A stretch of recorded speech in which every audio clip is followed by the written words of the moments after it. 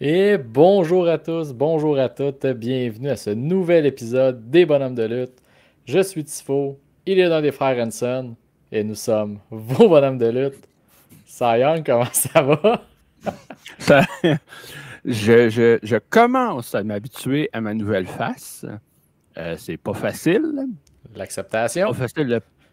Comment? L'acceptation, c'est une des Ah, bonnes étapes. Colin, oui, parce que tu sais, je me souviens pas si je l'ai dit sur le pod, mais j'ai tout le temps des petites activations à faire avec l'appareil que j'ai dans le palais Mhm. pour continuer de créer l'ouverture.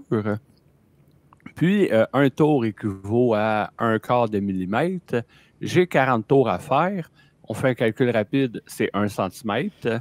Fait que je suis en train de me créer un trou d'1 centimètre entre mes deux palettes. Puis, ça donne ça, là. Et, et c'est beau en tabarouette. Non, c'est fatigant. Fatigant.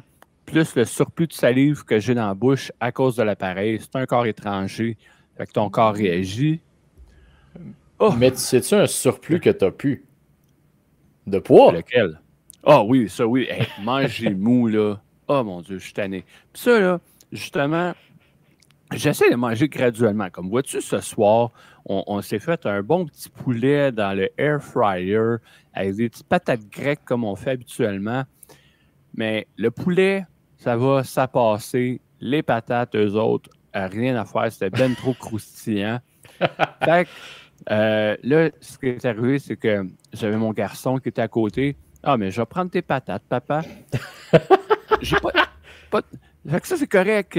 Ah, merci, mon gars, tu étais solidaire. Mais moi, avant d'avoir des enfants, il y avait une chose que je redoutais, c'était de me faire prendre de la bouffe dans mon assiette par un de mes enfants. Fait que là, je suis en train de le vivre parce que j'ai pas le choix. Fait que c'est ça. Je vis des situations que je ne voulais pas vivre, malgré moi. Bref, mais bon, tu sais, j'ai pas le choix, là, à un moment donné. Je peux pas tout manger. Je dois manger mou, absolument. Parce que croquer, c'est impensable. Fait que, regarde. Mais bon, Euh, hey, on est sur le bon chemin. Ben Ça oui, va puis mieux. ça fait te donner un petit preview de ça va ressembler à quoi ta vie, mais que tu sois vieux. Tu sais, tes enfants vont tout te Oui, prendre, puis là, tu vas manger exact. mou. Hey, ça a l'air bon. Ben, ouais, regarde, je vais prendre ton dessert. Touche pas à mon dessert, Colin, c'est la meilleure chose. C'est tout Touche ce qui au. me reste. C'est ça, prends le pudding de rue si tu veux, mais tu touches pas au jello puis au gâteau. Ah, Puis toi, comment ça désolé. va? Comment ça a été ton chalet? Ah, c'était vraiment cool. À part le petit problème Oui. de fausse sceptique, là, Oh. on est arrivé le vendredi soir.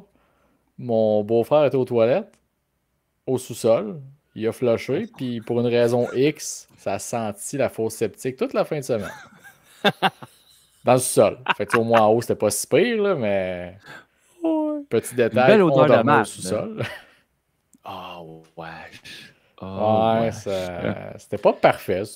On s'entend, ça arrive. Là. Le gars était pas au courant. Là. Fait Oui. que, on a Non, levé le non. flag là-dessus, là, mais c'était bien cool. Écoute, c'était pas comme être à Slammiversary avec une belle gang de monde, là, mais Non, non, non, j'étais parce que très bien ça, entouré moi aussi.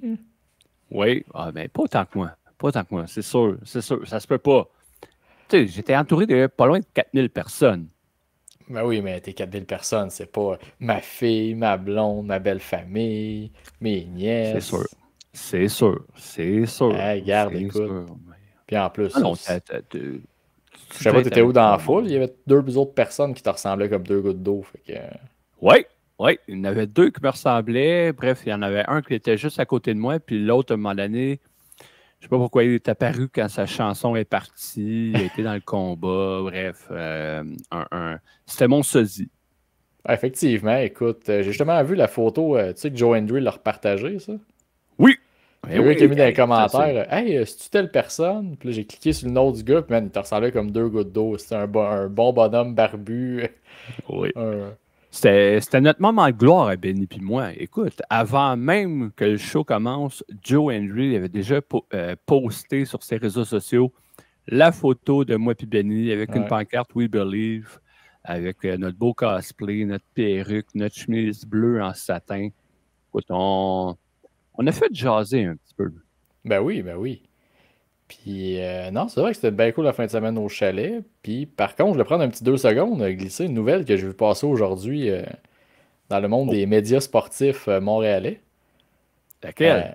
c'est que l'ami Max Vanout a perdu son micro à BPM Ouais, Sport. ouais, Et j'ai vu ça. je veux en parler parce que techniquement, sans Max, il n'y aurait possiblement pas de bonhomme de lutte. Ah!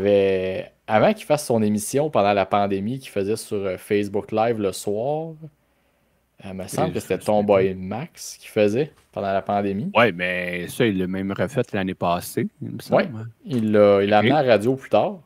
Puis c'est la OK. première fois que j'ai appelé dans une ligne ouverte web. Fait que c'est la première fois que je parlais. J'ai comme vaincu une gêne grâce à ça. Puis fait que grâce à Max, j'ai appelé plusieurs fois après à la radio et ainsi de suite. Donc il m'a permis de me dégêner là-dessus, de me découvrir que j'aimais ça jaser finalement avec du monde de plein de Que tu choses. connais Fait pas. que c'est ça, entre autres.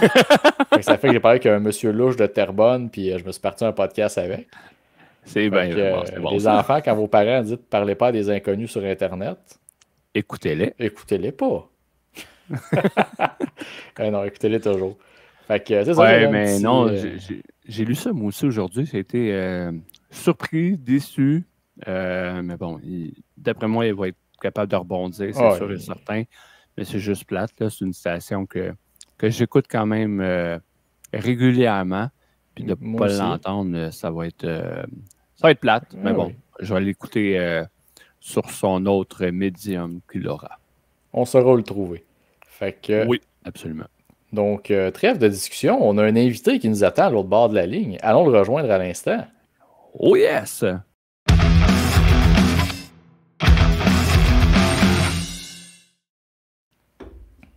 Oh yeah! Firestorm, qui est avec nous ce soir, ODF. Hey, ça va bien, vous autres? Je Ça va vois que super bien. vous croquez dans la vie à belle dents, vous êtes de bonne humeur. Ah, écoute, je Ouais, bonne déguste humeur, des oui. aliments, je croque des bons burgers, des steaks, c'est parfait. Je peux manger Hey, mes frites. parlant de burger, Ah, écoute, parle-moi dans, de ça. dans les 3 dernières semaines, j'ai eu trois fêtes d'amis du côté en fait, ma nièce, du côté de ma soeur, mes enfants, un couple d'amis. Les 3 fois, puis je mens pas, le repas était des burgers. Je peux-tu dire que c'était de la torture pour moi de les voir manger? À un moment donné, j'avais mon petit boost à côté. Ben oui, c'est ce que je mange. Ça me donne des protéines, un peu d'énergie. Mange ton burger, puis pose-moi pas de questions. Maman, papa, pourquoi le monsieur de 6 pieds burger, 5 pleure dans le coin? ouais, c'est ça. Un burger dans un blender, il faudrait que tu essayes ça. Oh, Hey. Tu le manges, tu sais, en liquide, là. Ouais, mais pas très porté à la chose. Ouais, tu rajoutes un peu de mayo, un peu de ketchup, un peu de sauce à Big Mac, puis ah ouais, let's go. C'est sûr. Je suis sûr que c'est bon. Bon, ouais. Mais tu sais, comme là, dernièrement, la petite famille mangeait des tacos.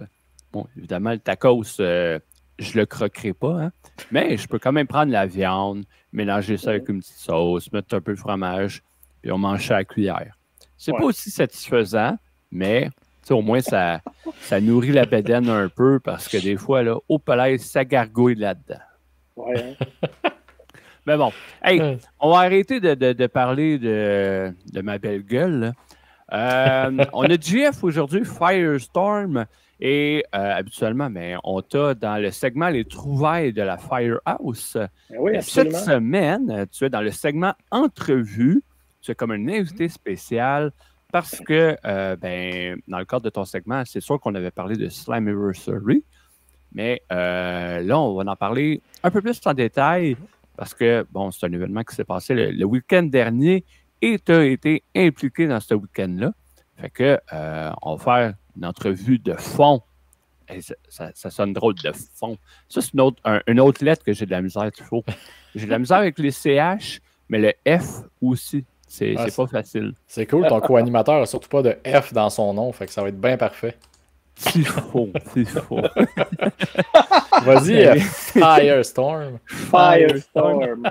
Fait que, mais Jeff, on va commencer avec la première question. Tu sais, comment tu as apprécié ton week-end avec la TNA? Écoute, moi, là, je connais pas beaucoup la TNA puis le produit actuel, vous le savez. Je suis plus un gars des années 80, 90, tout ça.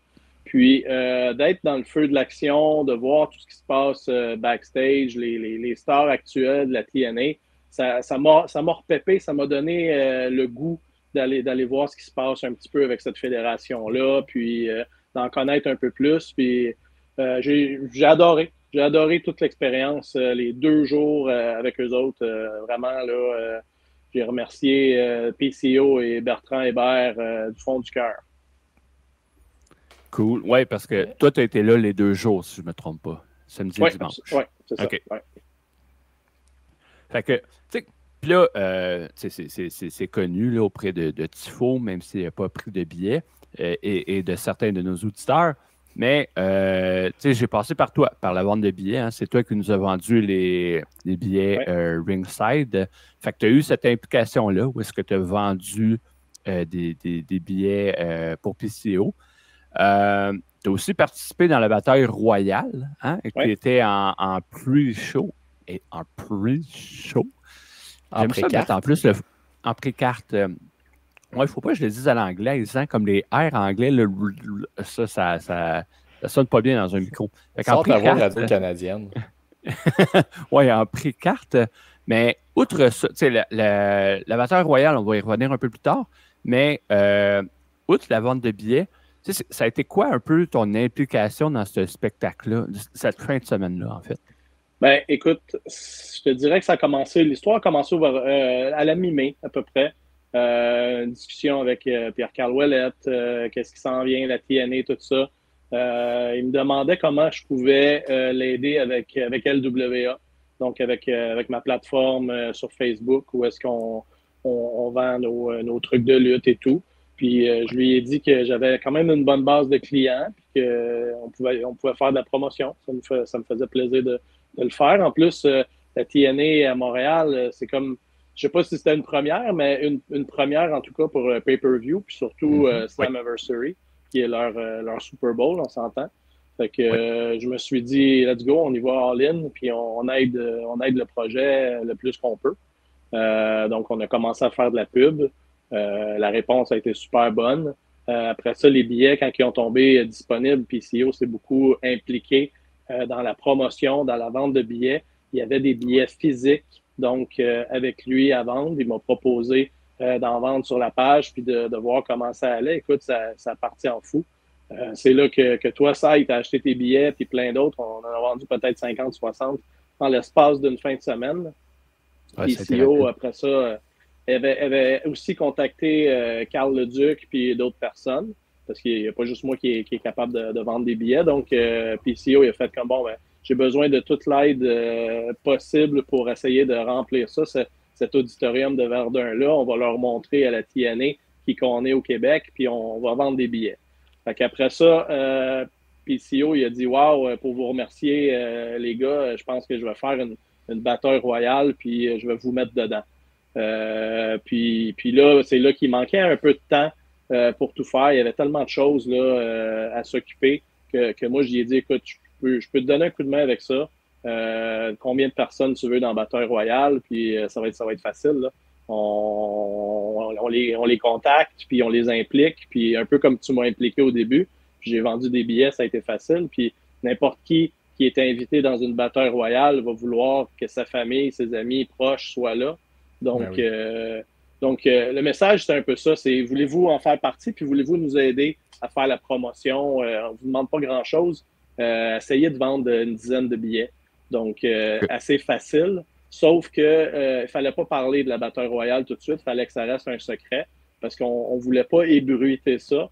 On ne voulait pas qu'on ait tout plein de messages parce que la bataille royale, on s'entend, c'est pas sur Slammiversary. C'est pas en pre-show non plus. C'est vraiment un dark match avant show. C'est une Battle Royale, une invitation spéciale de PCO.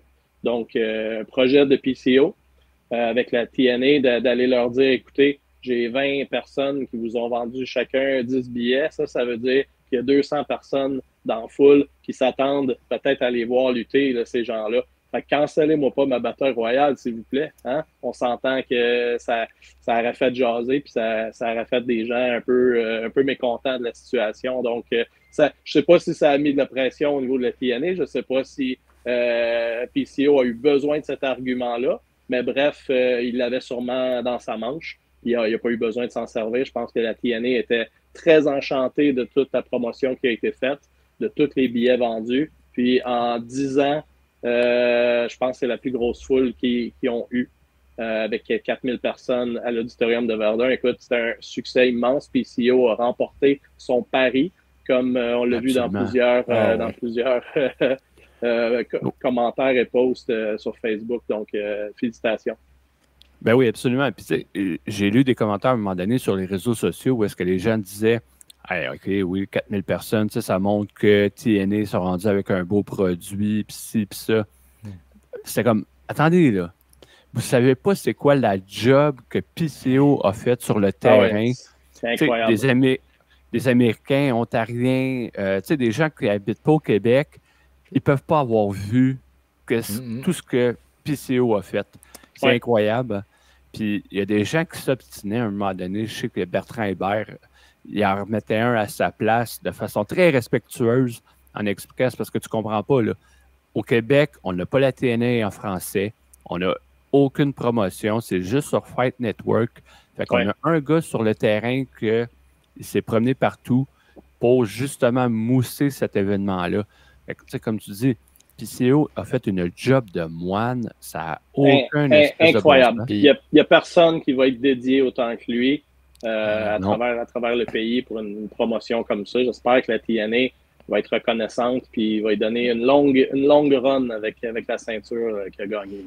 Puis ça, vous en avez parlé, PCO, quand on l'avait reçu, là, du fait que les vétérans comme les Hardys, Nick Nemeth l'avait remarqué, puis t'es impressionné de ce qu'il faisait, justement, je pense que c'est Pat Laprade qui disait qu'il dormait, je pense, 3 heures par nuit ou de quoi de même. Puis quelque chose comme ça. Grosse job de promotion, puis il a travaillé fort. Puis il disait les jeunes s'en rendent pas tant compte, mais au contraire, me semble, moi, je suis un gars de Chicago, je vois PCO aller.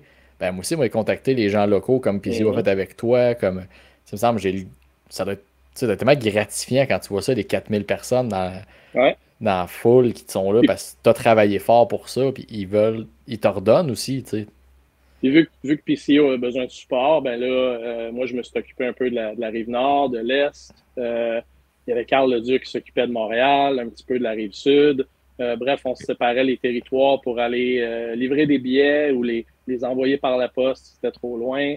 Je pense que j'ai vendu 300 billets là, avec l'aide des boys dans le Royal et tout. Fait que le Royal, on essayait d'être stratégique. On avait 2 gars de Toronto qui faisaient de la promotion là-bas. On avait au début des gars de plus de Cornwall, si tu veux. Ils n'ont pas toffé la run, ils ont débarqué parce qu'il y avait d'autres engagements. Mais c'était ça le but, là, d'avoir un petit peu partout. Là.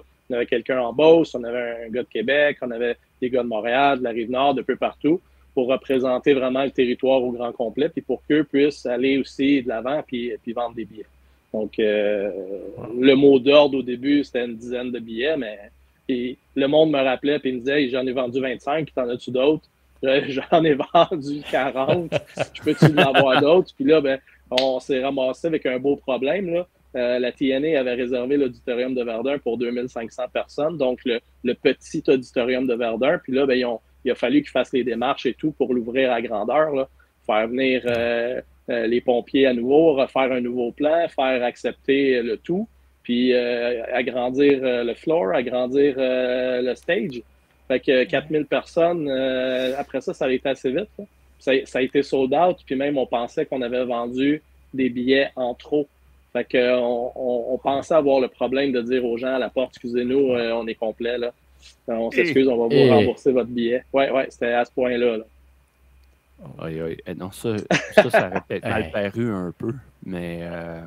Fait que c'était assez incroyable, là. Fait qu'imagine, on aurait pu en vendre encore plus que 4000. Puis le dimanche a super bien été aussi. Écoute, il Il n'y a pas eu les billets qui ont été vendus dimanche, il n'y a pas eu toute la capacité qui sont venus. Il a fait super beau. Peut-être que 2 jours de fil, c'était trop. Bref, dimanche a été quand même un succès. Les TV tapings ont super bien été. Là. Fait que, comme je disais, je me suis un peu impliqué avec le Royal pour donner un coup de main à PCO parce qu'il y en avait un peu trop. On a booké les gars, on s'est assuré que toutes les communications passaient par moi. Parfois, c'était Bertrand Hébert qui m'envoyait des affaires, je l'envoyais à toute la gang. Puis, on s'est fait un beau petit meeting une semaine avant.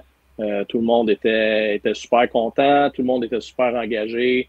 Puis, la participation de tout le monde, là, écoute, on peut juste les féliciter. Tout le monde a été super professionnel. Ils ont tout écouté, les consignes. Donc, c'est peut-être un peu ça aussi mon rôle backstage. Pas d'être un capitaine, là, mais de m'assurer que tout se passe bien et que tout le monde était correct aussi. Là.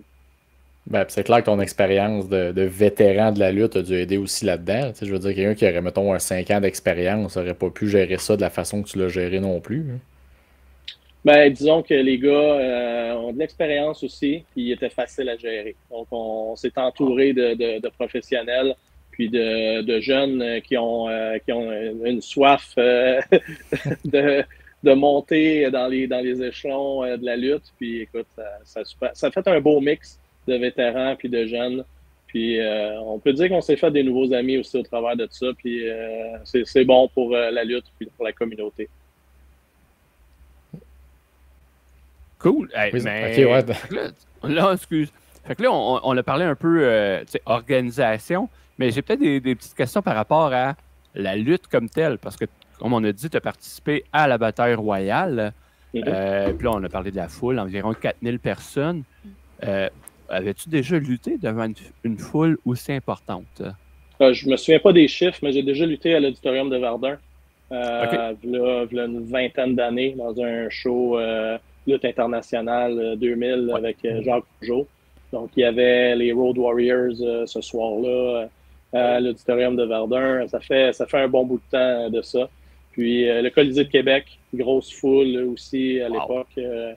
Des beaux souvenirs. Des beaux souvenirs, mais je n'ai pas les chiffres avec moi. OK. Fait que, mais tu sais, tu étais quand même en terrain connu. Tu n'étais pas juste un habitué des salles de 100-150 personnes. Puis tu arrives avec. J'en ai fait. J'ai fait des salles de 15 personnes aussi. ça. Ouais, ça. Puis dans les 15 personnes, il y avait probablement des gars de sécurité. des gars qui montent le ring. Là. Mais bref, oui, j'ai fait des arénas aussi beaucoup en Ontario, à Morrisburg, à Cornwall. Quand même des gros shows. C'était bien là, en Ontario aussi. Là. OK, cool. Puis, d'autres questions. Un combat régulier, habituellement, on planifie ça avec notre adversaire backstage, one-on-one ou 2 équipes de 2. Là, tu as une bataille royale à 20 personnes. Comment est-ce qu'on planifie ça, une bataille royale à 20? Ben, c'est de regarder c'est quoi le pool qu'on a. On a 2-3 hommes forts. On en a un qui est un peu plus petit, rapide. Donc, tu regardes un peu les forces de tout le monde. Tu essaies de les faire bien paraître le plus possible, mais tu es limité dans le temps. Donc, il n'y a pas de grosses manœuvres. Il n'y a pas de trucs de haute voltige quand tu es 20 dans le ring. Tu peux pas faire de passe, rien. Il n'y a personne qui peut shiner plus que d'autres jusqu'à temps que tu es sur le Final 3 ou Final 4, là, à peu près. Là. Donc, c'est d'aller dans les coins, c'est de faire de la place parce qu'on sait, qui doit sortir premier, deuxième. On a un petit peu l'idée de qu'est-ce qui s'en vient. Puis, on essaie de se souvenir en tant que nous, en tant qu'individu, c'est qui sort avant nous. Pour dire, OK, lui, il est sorti, là, ça va être mon spot. Fait que là, c'est à mon tour de shiner un petit peu selon la façon que je vais sortir ou que je vais sortir quelqu'un. Puis, tu essaies de te placer selon les angles de caméra, selon où ce que les gens ils sont pour pouvoir avoir un beau spot. Puis là, c'est aux autres de s'enlever du chemin un petit peu, jusqu'à temps que ce soit à leur tour. Tu comprends?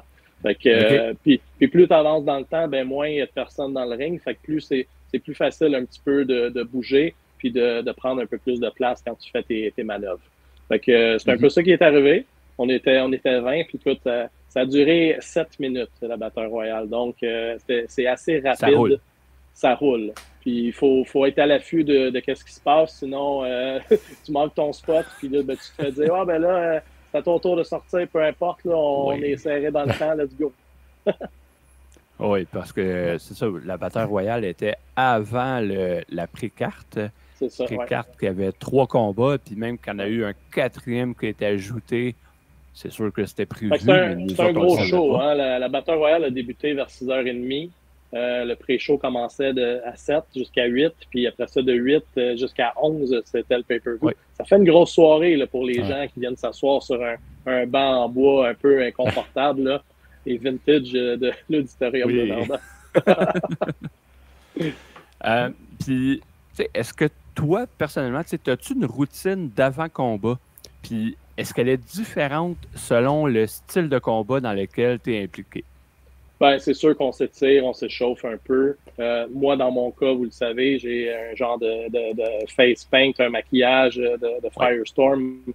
Ça me prend, je te dirais, 40 minutes à le mettre. Donc, c'est un peu mon petit moment à moi pour rentrer dans ma bulle, relaxer. Je fais ça tranquille. Je suis là dans mon miroir, puis là, j'ai pas de lunettes, puis là, je sais plus où je suis rendu de tel bord, puis je vois moins bien de l'autre œil, puis j'ai toujours pas de lunettes. Puis là, ben, j'ai une barbe, comment est-ce que je fais ça? Puis je regarde dans mon miroir, puis là, il y a une face qui est là dans le miroir, puis je sais pas c'est qui, puis là, je me reviens d'abord, puis c'est Matt Hardy qui rigolait. Donc, très drôle, tu sais, t'es assis backstage, puis tout le monde est là parce qu'il n'y a pas vraiment de vestiaire pour 20 lutteurs qui participent à une bataille royale. Les vestiaires sont réservés aux vedettes, mais on est comme un peu dans le chemin. Puis vu qu'on est dans le chemin, ben, tout le monde passe là, tout le monde vient chercher une bouteille d'eau ou une autre boisson isotonique ou un morceau de gâteau, un biscuit, puis nous autres, on est là, tu sais. Fait que, puis eux, quand ils préparent leur match aussi, sont proches de l'entrée, donc sont avec nous, puis il peut y avoir des interactions aussi. On n'est pas là pour les distraire ou les déranger, tout ça, mais tu sais, s'ils se mettent à nous parler, c'est sûr qu'on va répondre. Oui, mais c'est justement, je t'écoutais, puis c'est un peu la question qui m'a popé. As-tu eu la chance de parler avec certains des lutteurs-lutteuses qui étaient backstage avec vous? As-tu pu faire je veux dire, prise de contact pour des prochains événements de la LWA, par exemple? Pas tant, non, parce que c'était pas mon mandat sur place d'aller passer des cartes d'affaires ou déranger les gens. Puis je voulais profiter du moment, je voulais profiter de ma fin de semaine. Je me trouvais déjà assez privilégié d'être là avec toute cette gang-là.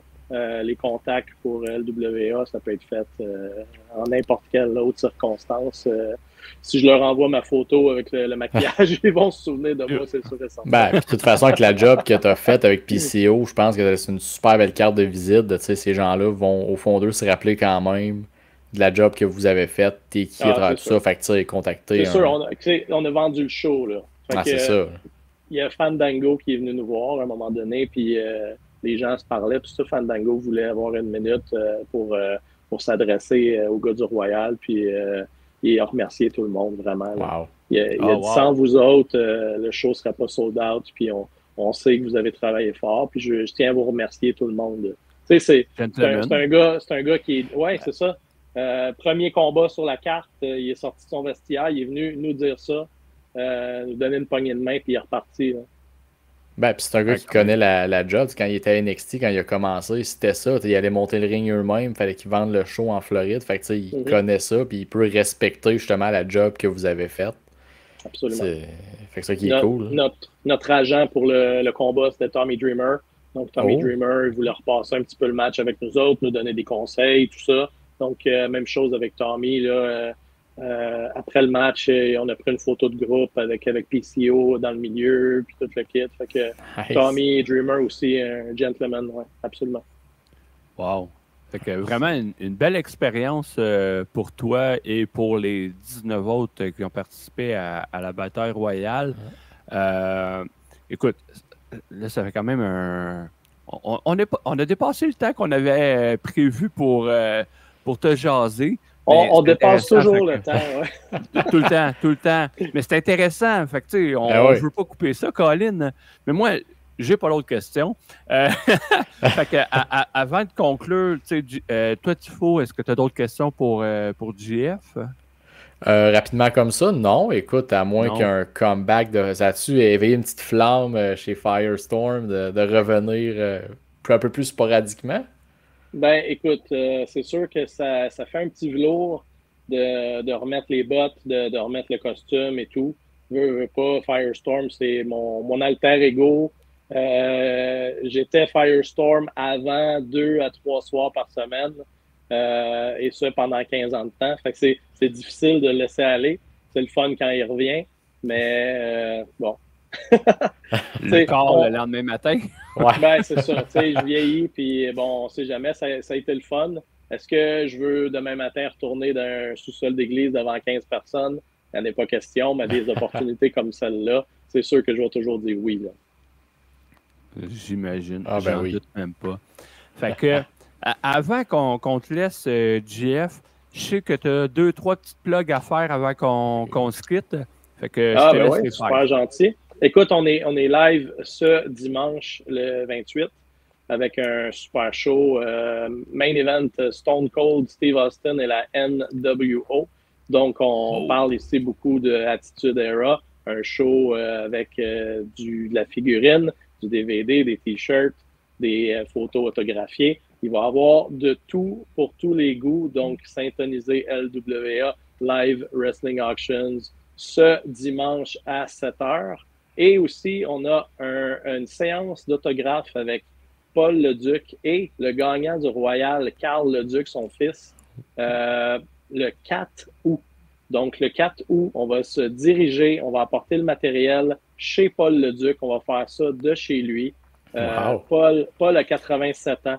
Écoute, Oui. puis il est excité comme un jeune de 20 ans là, à faire cet événement-là, à être en direct sur Internet. Il est super out. Fait qu'on va faire ça de chez lui, séance d'autographe. Commandez vos photos. Il y a une belle photo de lui en équipe avec Joe. Ils tiennent les ceintures de la NWA champion à la Floride à l'époque. Il y a une photo solo. Il y a des trucs de Carl. On a une hache aussi qui va être autographiée par Paul et Carl. Donc, c'est des souvenirs à acheter immédiatement parce que Paul, c'est probablement sa dernière apparition là, à signer des autographes et tout. Là. Carl va avoir aussi probablement son costume qu'il y avait à la TNA à vendre. Donc, assez inusité comme item. Puis, c'est un item historique, là, veux pas, avec les photos qu'il y a avec ça dans le ring et tout. C'est génial d'obtenir ça puis de mettre ça chez vous avec le billet de la TNA puis des signatures. Ça fait un beau display. Absolument. Suite à ça, bon, on aura le temps d'en reparler, mais au mois d'octobre, on a fait une grosse annonce. Écoutez, Adam Bomb, Brian Clark qui s'en vient à Montréal, chez moi dans le Firehouse. On va faire un événement de 2 jours, le 18 et 19 octobre. Oh. Donc le 18, ce sera le virtuel. Puis le 19, un meet and greet avec les fans, un événement VIP avec un Q&A et tout le kit. Un peu comme on a fait avec les Nasty Boys il y a quelques mois. Brian Clark. Ah, ouais. Ouais. Ben, d'après, surtout, là, écoute, Ouais. j'étais assez jeune dans ces belles années. Mais non, je sais c'est qui de réputation et de culture de lutte. Il faut que tu saches c'est qui. Ouais, Oui, absolument. absolument. Une légende quand même. Ben oui. Oui, absolument. Fait que, Jeff, merci pour ton temps. On va te laisser aller là-dessus. Fait que, encore une fois, félicitations pour la job que vous avez faite là, pour l'événement Slammiversary et les tapings. Félicitations à toi et à toute l'équipe. Là, pour vrai, c'est d'avoir été sur place. L'ambiance était malade, c'était magique, c'était rempli, c'était beau à voir visuellement. Fait que, tout ça, mais... Vous avez fait rayonner le Québec, si on peut le dire. Eh ben, merci beaucoup, c'est super apprécié. Puis je recommencerai demain matin. Ça m'a fait super plaisir de faire ça. On va espérer que tu aies la chance de recommencer. Boum! Bonne soirée.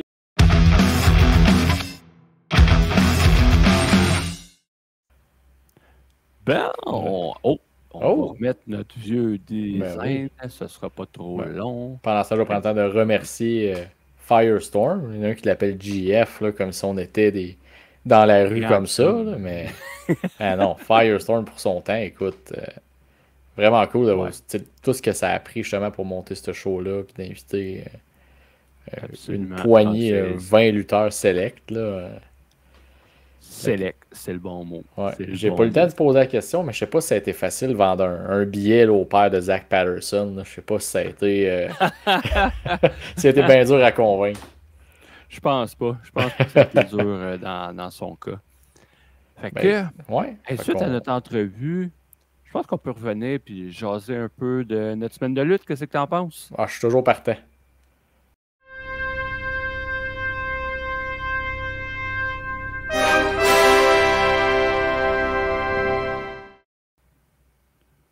Bon, mais c'était Slammiversary. On passe à un autre appel. Sacré, ben là. OK, par le thème de review de pay-per-view. Non, je te laisse aller avec ta semaine de lutte. Ben écoute, c'est assez, justement, avec le chalet pis tout, ça a été plus smooth, je te dirais, la semaine de lutte. J'ai pas eu...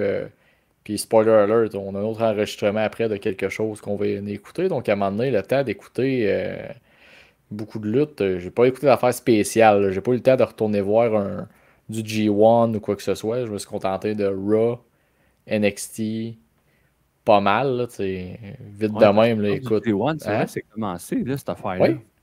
Fait que là, on devrait pouvoir popper des 5 étoiles à poche pleine là, de Dave Meltzer dans les prochaines semaines. Oh, il va se gâter, mon oncle Dave. Là. Et si bol, oui. Mais, petit side comme ça, je suis pas tant hypé par le G1. Checker les compétiteurs, là, non, on est loin des grandes années. Là. Ben non, tu sais, quand ta vedette, si on peut dire ça comme ça, c'est Evil, de Shingo Takagi, OK. Ouais. Et ça, c'est 2 sur... Il y en a quoi? Il y en a 16? Il me semble que oui, c'est 8 de chaque bord, me semble. Ouais, mais des fois, le format, il change. Ouais. Des fois, sont 24, 32, en tout cas. Je ne suis plus sûr rendu combien. Puis il y a le fait que ton... Ouais, c'est ça, Takeshita, ton partnership avec All Elite, il ne sert même pas tant que ça au G1. Oui, t'as Takeshita, mais en même temps, il gagne une fois de temps en temps quand Don Callis en a besoin pour pousser son histoire. OK, à All Elite. Oui, à All Elite. Fait que tu sais, t'amènes personne d'important dans l'élite dans le G1 qui peut lutter. Tu t'amènes pas un jeune, mettons un Daniel Garcia, pourquoi pas? Ça aurait pu être pas pire. Hein. Déjà qu'il est supposé être mort à l'élite. Ouais. Mais non, c'est ça. Fait que je me suis contenté de Raw, où je commence à apprécier Damien Priest. Je sais pas, pour toi. Oh mon Dieu! Ben, t'as peu. Il me laisse encore, moi, de glace. Je suis pas fan. Okay. Mais je suis capable d'apprécier qu'est-ce qu'ils sont en train de faire avec et les réactions qu'il y a. OK. T'sais, cette semaine, son brawl avec Gunther, ça a l'air d'avoir marché. Le monde a embarqué. C'est sûr que... Et toi, t'as-tu embarqué? Ben, moi, non. OK. Bon, pour moi, c'est Gunther qui fait la job et non l'inverse. Il est en train de l'élever. Oui. Il donne des promos heal. C'est super simple. Là. Hey, toi, tu es grandi pauvre. Moi, non. Lui, il a juste fait des copier-coller des promos de Ric Flair. Là. C'est pas... Ouais. J'ai de l'argent, toi, vidange. Hey, mais tout... La façon que tu l'as dit, ça ressemblait aux vieilles annonces, Colin, des amputés de guerre. Attends, comment tu disais ça? Moi, je peux remettre mon bras. Toi, non. Ah, tu vois, j'ai connu ça. Des beaux souvenirs. Oh boy! Hey, ces belles annonces-là, Colin, où est-ce que tu avais le robot qui passait son bras dans l'engrenage? Oui. Ça, c'était avant les pubs de CSST avec Claude Legault, que le gars va se faire passer dans la machine, puis Claude Legault y arrive, puis vous voyez ce qui pourrait vous arriver? Oui. Oui, Claude. Ça va aider le monsieur qui est en train de perdre sa jambe dans la machine. Il y a des beaux classiques comme ça à la télé. La culture québécoise, elle regorge de succès. Fait qu'au niveau de ta semaine de lutte, il y a d'autres choses à signaler. De si spécial, je te dirais, à part encore l'histoire Liv Morgan, Rhea Ripley, Dominique Mysterio, qui c'est toujours très bon. Les Wyatt Six, qu'on prend encore notre temps. Moi, ça fait mon affaire. Je suis pas contre. Ça se fait bien. Moi aussi. Puis sinon, rapidement, hier, j'ai écouté, on enregistre mercredi, là, hier, j'ai écouté NXT. Donc, j'aime beaucoup des gens qu'on va reparler tantôt, là, le No Quarter Catch Crew. Là, ils sont dans une histoire où ils ont tué Damon Kemp, qui était en fait congédié, mais qui l'ont tué. Puis là, c'est, comment ça s'appelle? Ren Sinclair, la fille, il me semble, qui les a vus. Ouais. Puis elle leur fait du chantage, là, comme quoi, ah, ben là, ça se peut que je parle, fait qu'accompagnez mon ring, puis aidez-moi à gagner. Puis, fait que, Ouais, tu sais, parce qu'elle, elle veut absolument être dans le groupe. c'est ça. Puis t'as la promo en arrière de Tony D'Angelo, puis sa famille, qui rit un peu du No Quarter Catchery. Hey, vous êtes des amateurs, si vous faites voir, vous autres, pendant que vous, Ouais. vous tuez du monde. Nous autres, vous l'avez vu, personne ne le savait, puis... Mm. Fait que non, c'est cool. Puis j'aime que NXT abuse pas nécessairement du deal avec TNA non plus. T'as pas toutes les semaines des à pu finir du monde de TNA qui arrive sans raison, des affaires de même. Non. Ils le mettent bien dans les histoires, puis on est comme. T'as les Rascals qui étaient là cette semaine. Joe Andrew va venir faire un concert la semaine prochaine, j'ai hâte de voir. Oui. Ça, j'ai hâte. J'ai hâte. Fait que c'est pas mal ça pour ma semaine de lutte en accéléré. En fait, ma mince semaine de lutte, là. Oui. Ah, Puis Slammiversary. Je rejoins un peu là-dessus. Moi aussi, ma semaine de lutte était assez tranquille. Là. J'ai regardé des highlights à gauche et à droite, mais regarder un show complet, pas en tout. Mais il y a deux choses que je veux dire par rapport à SmackDown qui a été diffusé vendredi dernier. La promo de Bayley et Nia Jax en split screen. Ah, tu vois, j'ai même pas vu, honnêtement. Ça fait un bout que SmackDown, j'ai de la misère à suivre. Oui, parce que peut-être à cause de la case horaire, là, le vendredi soir, Ouais. je suis rarement porté à regarder ça. Je pourrais le regarder en rattrapage, mais peu importe. Si tu as une chance, juste aller voir cette promo-là, Bayley et Nia Jax. Au polite. Ça volait pas haut comme promo. C'était. C'est sûr que tu vas perdre ton temps, mais c'est juste pour mieux apprécier les bonnes choses de la vie après. Fait que ça en était une chose que j'avais notée par rapport à SmackDown. Puis la deuxième, c'était clairement, là, on sème les graines pour le retour de Roman à SummerSlam. C'est même pas subtil. Puis c'est correct. Là. C'est pas négatif de la façon que je le dis. Non. Mais là, ils ont détruit Randy Orton. Ils ont détruit Kevin Owens. Oh, Cody, comment tu vas faire là maintenant que tu es seul contre nous quatre? Ça sent le retour de Roman à plein nez. Qui va venir sauver Cody? Parce que d'après moi, il l'attaquera pas. Il va comme le respecter. En tout cas. Ouais, ben ça, j'ai hâte de voir ça à la limite. C'est ça, la Bloodline, où que ça s'en va de. Oui. Tout le monde parle que il va refaire la Bloodline mettons, avec Sami Zayn puis tout. Moi, ce que j'ai hâte de voir, c'est le chemin de croix de Roman Reigns. Là. Ça, il faut qu'il regagne tout le monde. Là. Oui. Moi aussi, je me demande comment est-ce qu'on va le faire. Est-ce que je veux revoir Sami là-dedans? Moi, personnellement, non. Pour moi, Sami est rendu ailleurs. Mais avec ce qui s'est passé à Raw cette semaine, avec le tag avec Jey Uso, ça me semble inévitable, malheureusement. Puis ça, j'ai aimé ça, l'espèce de... pas je me suis reconnu, mais c'est comme de quoi que tu sais, Sami Zayn dans son entrevue, puis il voit que son chum dans de manger une volée. Lui, il se pose pas de questions. Il drop les gants. Ah ouais, let's go, je m'en vais l'aider tout de suite. Là. Fait que je trouvais ça cool que lui et Jay ils ont encore la petite relation. Que c'est peut-être Sami qui va être le plus long à aller rechercher dans Bloodline, je pense. Les autres vont peut-être revenir. Encore là, il y a la carte, le fils d'Umaga, Zilla Fatou, qui peut être joué du bord de Roman ou de. La carte d'Ikuleo. Il y en a plein, là. Fait que, comme tu dis, Roman s'en revient. Il y a plein de scénarios possibles. Mais c'est juste que mon point est que SummerSlam, clairement, il y a quelque chose de gros qui va se faire à ce PLE-là.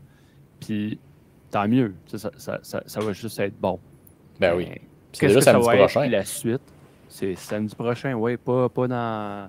On enregistre mercredi, fait que dans 3 jours. Ouais, c'est ça, l'autre mais dans 1 semaine et demie. Que ça va être... en tout cas, ça va être intéressant. Fait que ma semaine de lutte, là, elle se résume pas mal à ça parce que, tu l'as dit, Slammiversary. Je pense que on traverse au bord du rideau. On traverse au bord du rideau, on fait un petit review pay-per-view. Yes.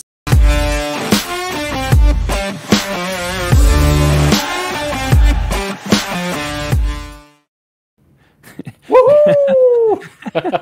Ça fait juste un mois aujourd'hui qu'ils ont gagné la coupe. Mais oui, j'avais pas changé ce jingle, malheureusement. J'aurais dû le changer puis prendre mon temps. Mais bon, c'est pas grave.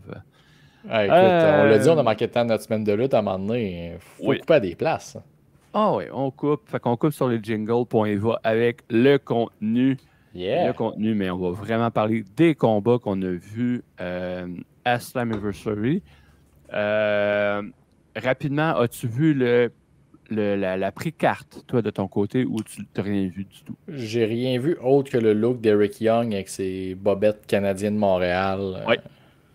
Mais tu sais, Oui, je pense que j'ai vu des highlights un peu de son combat avec Hammerstone, mais j'ai pas écouté après carte. Là. Oh, fait que ça n'a pas dû durer longtemps. Ouais, Parce non, que- écoute, parce que j'ai le déjà vu des combat vieux contre chars Hammerstone- pomper l'huile moins que ça. Là. Et tabarouette, hein? Le monsieur, il est gros. Tu sais, on se Ouais. doute qu'il y a une raison pourquoi il est gros. Puis, mais il ne faut pas oublier de travailler le cardio. Hein? C'est pas... Puis, malheureusement, le monsieur, il n'y en a pas de cardio. Là. C'était difficile pour lui dans le ring. Hey, ça n'a Mais pas bon. de sens.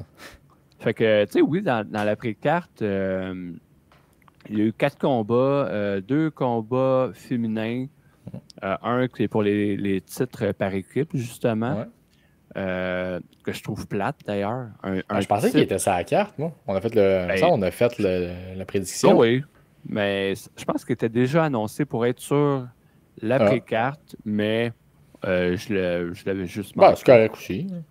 Ben, je trouve ça plate, moi, un titre défendu sur une pré-carte. Il me semble que si tu veux te donner de la valeur, tu le mets sur ton gala que les gens payent pour voir, pas gratis comme ça. Mais le titre Tag Team TNA, en ce moment, mettons, depuis quelques temps, je te dirais, il n'y en a pas de valeur. T'sais. Ils ont fait gagner Alicia Edwards avec Masha Slamovich. Parce que ça prenait un autre titre dans le système pour dire qu'il y avait toutes les ceintures. Ça, on l'a vu combien de fois à WWE par le passé. Un clan qui gagne toutes les ceintures, puis au final, tag team, t'es jamais bien important dans la gang. Non, mais tu sais, je pense, c'est quoi, on a 2 fédérations aux États-Unis, là, la WWE puis TNA, qui ont des titres par équipe féminins. Oui. Dans les 2 cas, c'est pénible, là. C'est très pénible, le booking de ces ceintures-là. On pourrait en reparler à un moment donné dans une discussion. Mais en tout cas, je trouve ça plate que ce soit sur l'après-carte. En même temps, je le comprends. Mais. Puis on va en revenir tantôt. C'est que la lutte tag team, en tant que telle, on a déjà parlé qu'on a fait le review de Slammiversary 2006. C'est un art, le tag team. Tu peux pas juste mettre 2 personnes tout seules ensemble puis espérer que la magie pogne puis que le monde s'en intéresse. Ils font juste ça à WWE, ils pognent des lutteurs singles, ils les foutent ensemble. Vous êtes un tag team! Oui.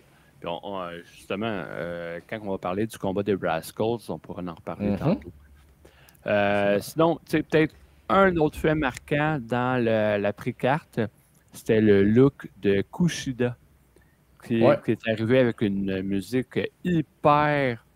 pas hyper rythmé, là, le contraire, le rythme était très, très lent. Puis c'était correct parce que ça fitait avec le outfit qu'il y avait. Il y avait le torse et le visage peinturé comme Akushi dans le temps de la WWF en 1994. Lui, il avait des pantalons blancs puis il y avait des lettres japonaises partout sur le corps. Fait que Kushida, il est arrivé comme ça, avec des shorts, des time splitters, mais avec vraiment le torse et le dos maquillé. Puis il était supposé affronter Jonathan Gresham. Là. Oui, puis il a affronté Rich Swann. Ben c'est ça. Ça, j'ai vu que Jordan Grace est allé s'excuser sur X le lendemain, je pense. Parce que des gens se plaignaient justement que hey, elle nous a promis des surprises, qu'il y aurait plein de monde ici. Mais à cause de la fameuse panne de Microsoft, des gens n'ont pas pu se rendre au show, dont Jonathan Gresham. Parce qu'évidemment, Jordan Grace, on l'a vu, elle a fait beaucoup de promos pour TNA. Elle a fait le bras de fer avec la pire mascotte de l'univers. Elle a fait la conférence de presse. Fait que, tu sais, elle était là avant. Tandis que lui, il devait arriver sûrement la veille du show, de quoi de même. Puis là, whoop, ça a fait que... Tout ce que ça laisse, c'est que, bon, c'était quoi les autres surprises qu'on n'a pas eues? Parce que... ça m'intrigue. Moi aussi, ça m'intrigue, mais... Au final, il y a un bon show pareil. On will tell. Ouais. Fait que ça, c'était la pré-carte.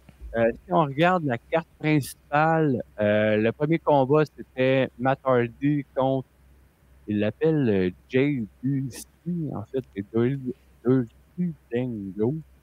Johnny Curtis, appelez-le comme vous voulez. Un petit match de moins de 5 minutes.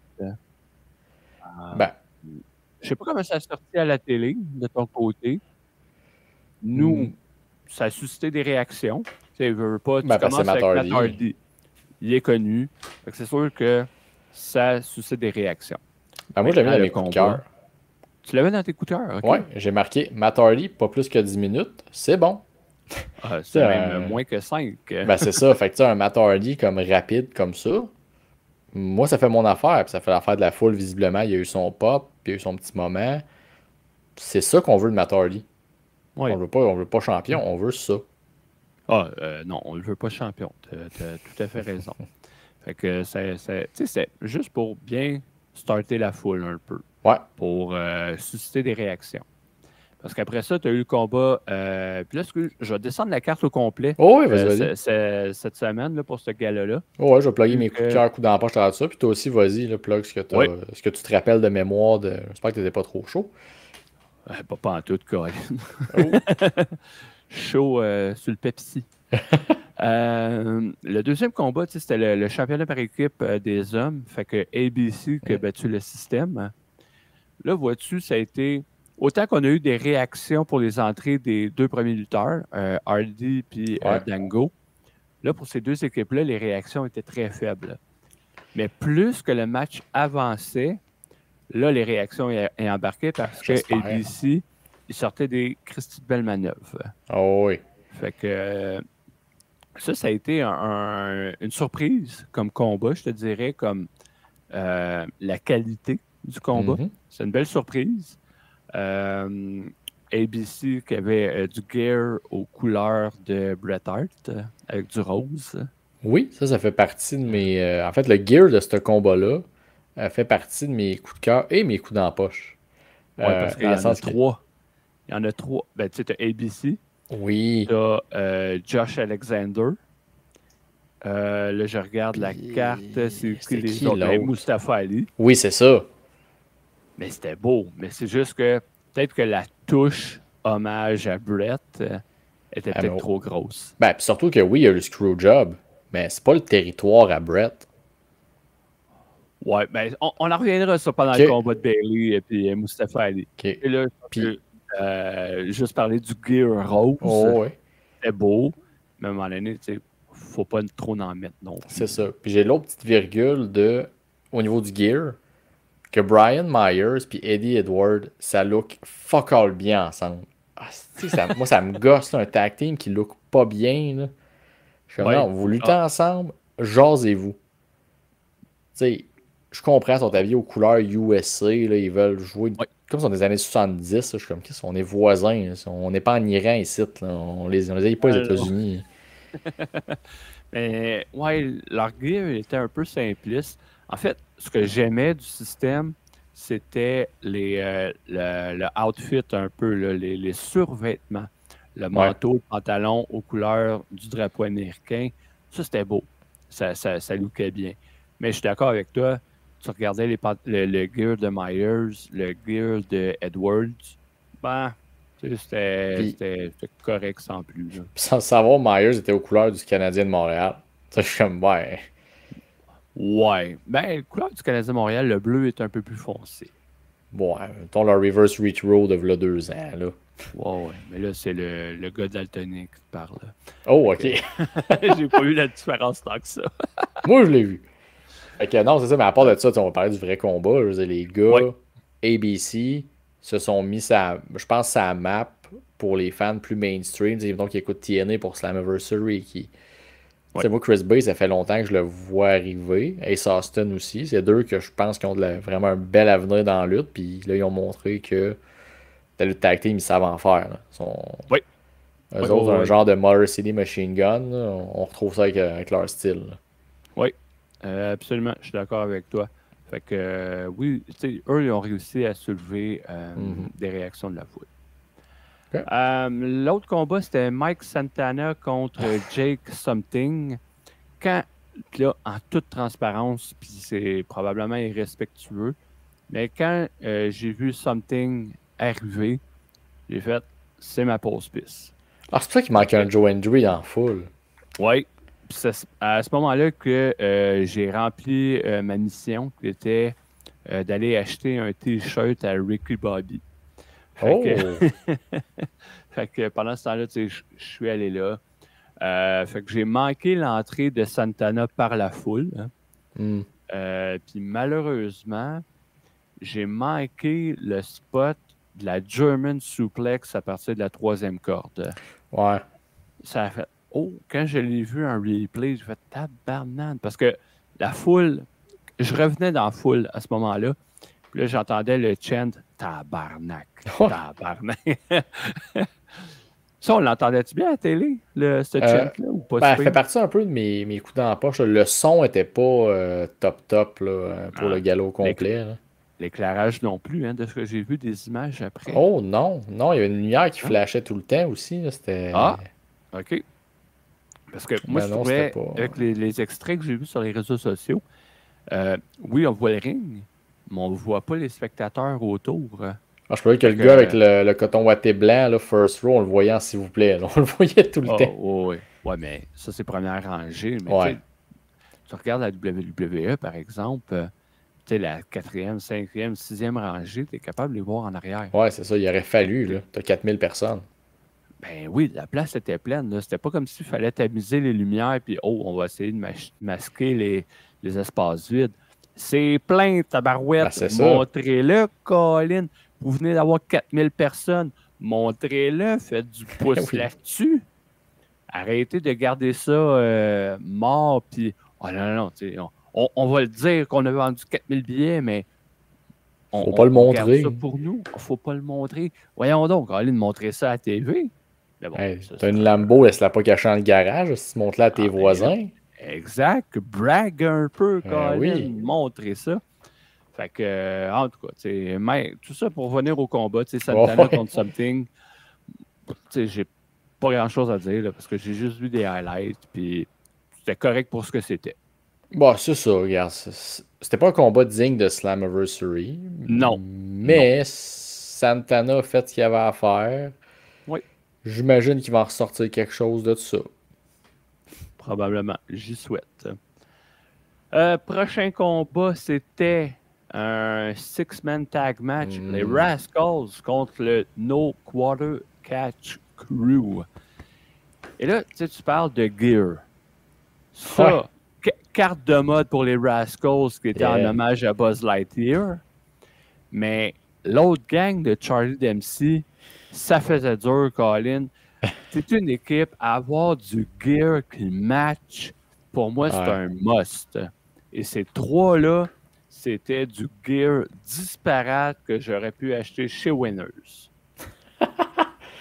Mais effectivement, ben ça fit. Mettons pour Charlie Dempsey, ça fit. C'est un gars plus à l'ancienne. Oui. Mais quand même. Mais elle est les mêmes couleurs. C'est ça. Tu sais, c'était qui? C'est Tavion Heights. Je pense qu'il y avait des pantalons avec du léopard dessus, ou je sais pas trop. Miles Bourne, ok, c'est une culotte noire. Bon, c'est noir. Dempsey aussi, c'était noir avec une petite ligne blanche dessus. Ouais, mais tu sais, justement, c'est ça. Donnez-vous un petit design, ayez un logo, quelque chose. Tu sais, là, je trouve que, comme tu as dit tantôt, ça fait 3 lutteurs qui ont été mis ensemble, puis let's go, faites de quoi? Let's go. Comment on oui, vous avez été mis ensemble, vous n'êtes pas habitué d'être une équipe, mais vous êtes quand même un clan depuis une secousse. Ça fait un bout. Essayez d'investir un peu, puis qu'on vous reconnaisse ensemble. Puis comme tu dis, t'as l'opposé, qui est les Rascals avec leur culotte Buzz Lightyear. Quand même, ma blonde, elle lisait, mettons, je faisais mon rattrapage, puis elle a comme fait, c'est aux couleurs de Buzz Lightyear? Je suis comme, oui, c'est ça. Oui. Bon, ça en est recrissé 30 secondes après, mais quand même, ça attire l'œil. Tandis que l'autre tag team, on dirait que c'est. Mettons que tu connais pas le produit, tu penses que c'est des jobbers, là. Tu penses que c'est des gars qui sont là pour. En plus. Puis tu regardes les deux équipes, là. D'après toi, c'est laquelle équipe que les membres ne sont pas tous dans la même fédération? Tu sais, les Rascals, Wesley il était à NXT, les deux autres sont à TNA, mais Colin, ils ont du gear qui fit. Les trois autres sont dans la même fédération, mais ils ont du gear disparate. Ouais, c'est ça. Pour le fan qui connaît moins ça, il fera pas. C'est clairement, comme tu dis, il fera pas le lien que les trois Rascals, c'est pas trois gars de TNA ou quoi que ce soit. Mais celui qui le sait, c'est qu'ils luttent ensemble depuis longtemps. Ils ont lutté longtemps ensemble. Puis mais effectivement, le gear, on n'en parle pas assez souvent. C'est important. Très important. Hein, Lars Sullivan? Fait que, mais tu sais, si on revient au combat, combat efficace, des belles manœuvres qu'il y a eu, tu sais, c'est les Rascals. Moi, je ne m'attends pas. Wow. J'aime les voir dans un ring. Ouais. Ils sont énergiques. Tu sais, ils bougent de l'air. Bon, est-ce que c'est tout logique ce qu'ils font? Non. Mais c'est divertissant. Ben oui, puis c'est quelque chose, je me suis pris une note, c'était ces deux styles que généralement ne fit pas si bien que ça ensemble. Un style plus technique contre du High Flyers. Oui. Puis là, je trouve que c'était vraiment fluide, ça allait bien. Je trouve que le mix des deux, c'était bien fait, puis qu'il n'y avait pas de... Souvent, on va avoir un Kurt Angle contre un Rey Mysterio. Des fois, c'était pas toujours parfait. Ils ont eu bien des bons combats, mais le fait que ton gars technique, à un moment donné, suivre ce que les Rascals fait, ça peut tuer un beat. Le gars est capable de suivre, ça marche pas. Puis là, la foule, en tout cas, ce que j'avais de mon côté, était dedans pas mal tout le long. Oh oui, absolument. Absolument. On était... on a embarqué dans leur énergie. Et là, le combat de vrai. Là, il y avait de l'ambiance au pied carré. Le combat pour le championnat média digital puis international. Un Montreal Street Fight où est-ce que PCO a vaincu AJ Francis. Dirais-tu que l'ambiance était électrique? Elle était électrisante solide, là. Pour vrai, là. Oh oui, je te donne le petit jeu de mots. Et voilà, bravo. Mais sérieux, AJ Francis, quand il est rentré, évidemment, il est hué. Et là, quand PCO est arrivé, my God, le toit a levé. Et on parle même. Le combat n'était même pas commencé encore. Mais quand là, il a remporté ses ceintures, évidemment, ça a monté d'un cran. Mais il y a eu des affaires violentes dans ce combat-là. Tabarnak. Ça mérite un tabarnak. Oh, un vrai du vrai, là. Oh. Puis avant d'arriver à ce spot-là, on va juste parler de la table que AJ Francis a pété avec son pied par inadvertance. Il dépose son pied, il a pété la table. Au moins, il ne l'a pas fendu en plein milieu. Ouais. Mais, ça a comme fait un petit you fucked up dans la foule. Ça n'a pas levé tant que ça là, comme chant, mais regarde, ça arrive des erreurs. Là. Ben oui. Tu as une place où pas mettre ton pied, c'est ça à la table, tu l'as mis là. Mais bon, regarde, c'est AJ Francis. Attends un peu, j'ai gagné du respect pour AJ Francis moi, dans ce combat-là. Pour le bump qu'il a pris? Oui. La troisième corde? OK. Oui, non. Puis pour ce qu'il a fait pour mettre over PCO, son personnage, tout ce qu'il a amené, je trouve que. On était dur avec l'ancien Top Dollar. Non, on n'a pas été dur. Il est toujours pas bon dans un ring de lutte, selon moi.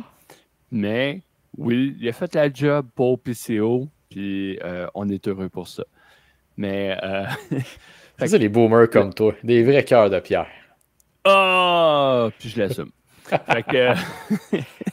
Mais le spot qui nous a tous fait mal, c'est l'espèce de Razor's Edge que PCO a pris sur deux chaises qui étaient pas flat à terre. Là. Non, dos à dos. Il était dos à dos, en position assis. Fait que le dos directement sur les dossiers de chaises. J'y repense puis j'ai mal, Colin. Pour vrai, je sais pas comment vous l'avez vécu en live. Là. Mais même moi, j'étais sur mon divan et j'ai fait Bouh! Non. Je suis rentré par en dedans. Puis, je sais pas si tu te souviens, mais juste avant, Joshua Bishop, il avait donné 2 coups de chaise dans le dos à PCO. Le premier, coup de chaise. Il a sonné comme une tonne de briques dans l'auditorium. Ça a sonné fort, mon gars, là. On a comme fait tabarnak. C'était pas les chair shots à Hogan, là. Ah mon Dieu, il a swingé. Swing for the fence, hein, comme on dit au baseball. Là. C'était ça qu'il a fait. 2 fois plutôt qu'une. Juste, la première a vraiment sonné. Tu sais, quand tu donnes une claque et qu'elle sonne bien, celle-là, le coup de chaise a sonné. Fait que, à la télé, encore là, je ne sais pas comment que oui, ça on sonné. l'a. T'as un micro bas à TV. Là. Ça rentrait en esti. Ça rentrait, Colin. Puis là, après ça, le bump sur les 2 chaises. Tu te dis, ben voyons donc. Carl, arrête, là. 56, 57 ans, là. Oh. On l'a vu faire des front flips, mettons, sur des blocs de béton, des affaires là, mais on dirait que c'est un de ces bombes que j'ai fait. OK. Ouf. Celui-là, il fait mal. Puis pourtant, c'est ça, comme je te dis, on l'a vu jumper dans des affaires pas possibles. Ouais. Mais il faudrait demander si on peut le revoir à un moment donné, là. Ça ou des chops de Walter? Qu'est-ce qui fait le plus mal? Colin, je serais curieux de demander, effectivement. Fait que, dans le combat, PCO, 3 moonsaults, quand même. Ouais. 1 à l'extérieur du ring, puis 2 dans le ring, donc pour finir le combat. Tabarouette, il est encore capable, le monsieur, pareil. Hein? Ah, pour vrai, oui. Puis ils n'ont pas donné de titre pour rien. C'est parce qu'ils savent qu'il va pouvoir encore lutter, tu sais, puis nous montrer une rivalité. Puis, tu sais, il est encore là longtemps, PCO. Il a beau faire des spots très dangereux pour son corps. Il est capable d'en prendre. Fait que... oui, puis il est en forme, tu sais, pour être capable de le faire. Là, c'est un peu pour ça que c'est mon MVP pour ce combat-là. Puis oui, pour l'organisation, tout ça, là, ça c'est sûr, c'est indéniable. Mais il y a aussi aspect lutte, là, le combat qu'il a fait. Puis on s'entend, c'est pas un combat technique. Non, mais c'est lui qui a traîné sur ses épaules, dans le sens c'est pas mal lui qui a mangé toutes les bombes du combat. Bout de vierge. Fait que ça, c'est important aussi. C'est AJ Francis, je suis pas dire que je gagne un certain respect pour lui. C'est bien parce que PCO a accepté de manger des coups que pas tout le monde qui a accepté de prendre. Non. Puis on a eu la surprise de voir Rhino. Oui, ça, je trouvais ça cool. Dans le combat. Ouais. Ça, je trouvais, ils ont un certain historique ensemble. Oui. Fait que non, je trouvais ça cool. Puis Sami Callihan, que bon, il était là. Il est venu puis il est reparti. Là, mais, c'est ça. Mais Rhino, tu sais, Rhino. Ah, c'est toujours cool pour Rhino. Tu connais mon amour pour Rhino. Ben oui. Le monsieur en chef de frigo. Oui. Prochain combat. Comme on se disait dans la foule, c'était le combat où est-ce qu'on vient de mettre 2 femmes en dessous de l'autobus. Jordan Grace contre Ash by Leggins. N'en déplaise à ses fans ou son fan, mais Ash by Leggins, c'est pas une super lutteuse. Non. C'est une bonne gymnaste. Oui. Mais ce n'est pas une bonne lutteuse. On a pu voir l'amélioration, par contre. Comment? On a pu voir une certaine amélioration. C'est plus la Dana Brooke qui était avec Titus Worldwide puis qui a de la misère à lutter une minute. Là. Ça, c'est sûr. Mais tu sais, pour la mettre dans un combat de cette envergure-là, pour le titre féminin, puis là, tu la mets après le combat de PCO où est-ce que l'ambiance était dans le tapis. C'est comme, holy shit. Essayez de suivre ça, mesdames. C'est ça. On les a mis en dessous de l'autobus. En même temps, ce combat-là, comme tu dis à la base, il était fait un peu comme... on a comme personne là pour Jordan Grace. Il voulait-tu faire venir quelqu'un d'NXT? Ça n'a pas marché. Voici Ash by Elegance, qui même dans son histoire n'était pas nécessairement rendu là non plus à challenger. Non. Fait que tu sais, c'était une position honnêtement impossible. Là, à la limite, tu aurais pu les mettre en ouverture de show, je pense. Ça aurait pas été bien mieux. Fait que tu sais... Parce qu'en plus, c'est ton seul combat féminin sur ta carte principale. Oui. Fait que tu aurais pu les mettre ailleurs. Oui, mais je veux pas être plate, mais le roster de TNA niveau féminin commence à s'amincir aussi. Hein. Oui. Fait que ça y fait pas mal ça avec. T'as Jordan Grace qui a passé à travers tout le monde dans la division déjà. Oui. T'as une Xia Brookside qui s'en vient. Fait que ça, d'ailleurs, elle a peut être sa tune est chantée par Simple Plan, sa tune d'entrée. Là. C'est quoi l'occasion manquée de ne pas y faire venir chanter live? C'est vrai, hein? Ça aurait pu. Ça aurait été une belle, une belle petite opportunité. Ouais. Mais bref. Mais ouais, c'est ça. Le combat, c'était tel que tel. Oui, oui. Puis, tu sais, j'ai une petite anecdote, parce que, encore là, je ne sais pas comment ça sortait à la télé, mais Ash... Plate. Ouais. Ouais, mais là, c'est même pas au niveau lutte, l'anecdote. OK. C'est que Ash, elle a eu beaucoup de misère avec son top de maillot. Oh, ça prendrait un jingle Horny Lonely Boy là, pour ça, je pense. Sérieux, là? Parce qu'on l'a vu à l'écran. OK, vous le voyez à l'écran parce que, ouais. hé, tabarouette, pauvre madame, elle avait la misère, elle était tout le temps en train de le replacer. Tu voyais que, mettons qu'il y avait 2 bretelles, mais il y en avait une qui avait lâché. Fait que là, tu sais, elle passait beaucoup de temps à le replacer. Je comprends, là, tu veux pas que ça arrive.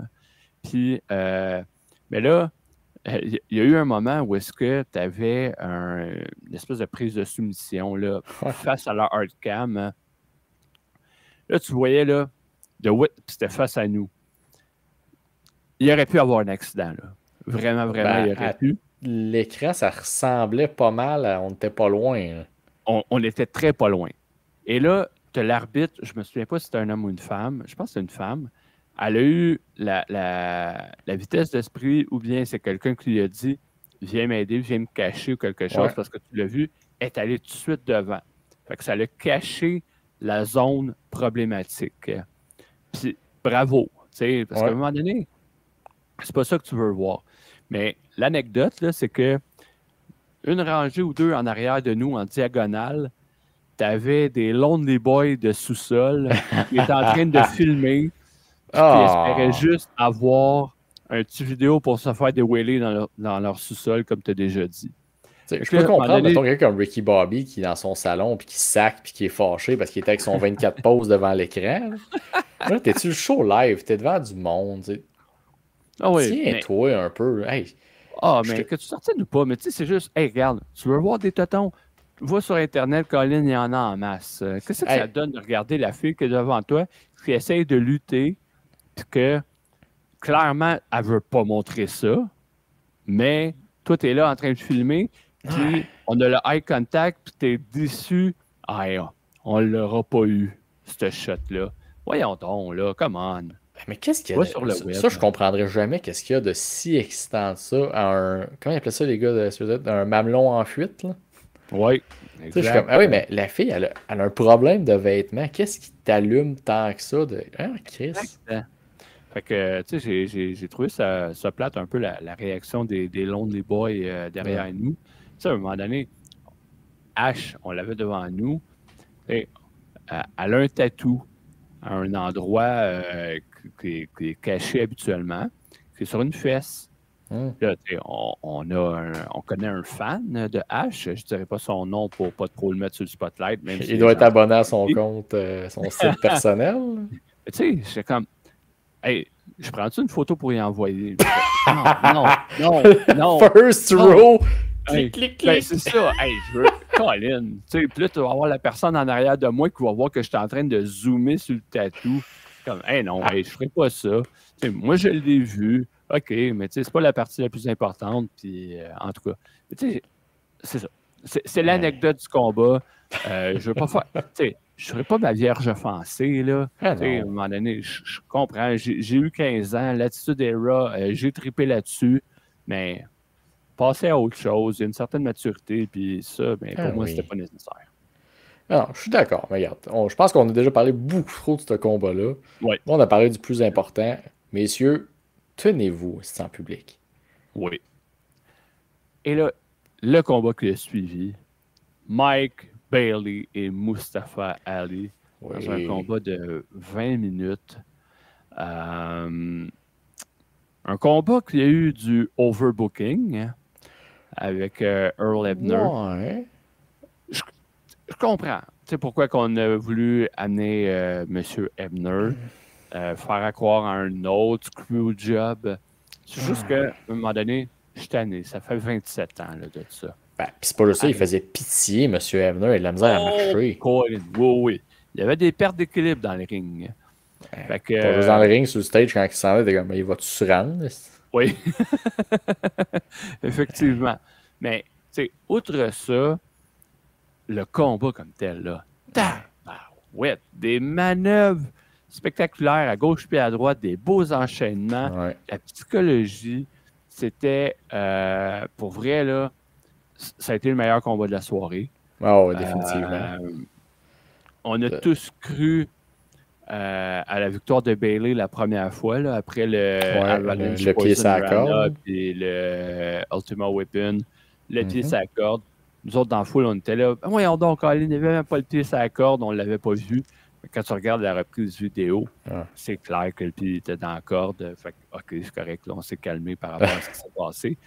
Fait que, là, pour vrai, à ce moment-là, là, les hurées, ça sonnait fort en tabarouette. Puis là, j'avais peur. J'étais là, Colin, ils vont-tu faire perdre Speedball? Ils ont déjà donné la ceinture à PCO. Ils vont-tu donner 2 victoires locales? Colin, je trouvais que ça sentait pas bon. Mais après ça, là, quand justement il y a eu la finale, oh mon Dieu, j'en parle, j'ai des frissons un peu, là, parce que de vivre ça, j'en doute pas. Dans le ring, Colin, je fais juste me mettre à la place des gars dans le ring, ça doit être trippant d'avoir un pop de 4000 personnes. Là.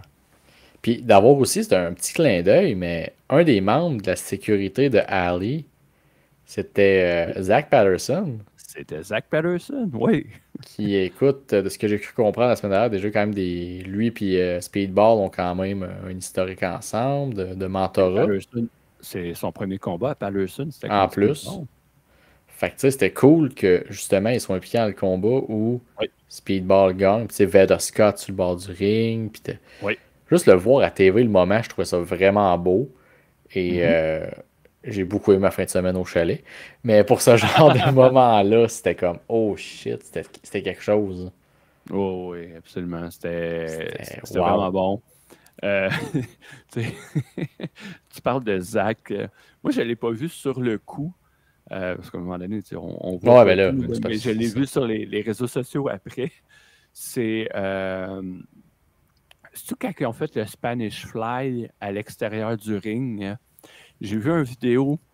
Je pense que c'est les gars de Entre deux chaises de métal, là, justement, qui l'ont filmé. Mais tu as le Spanish Fly qui est fait sur toute la sécurité à l'extérieur.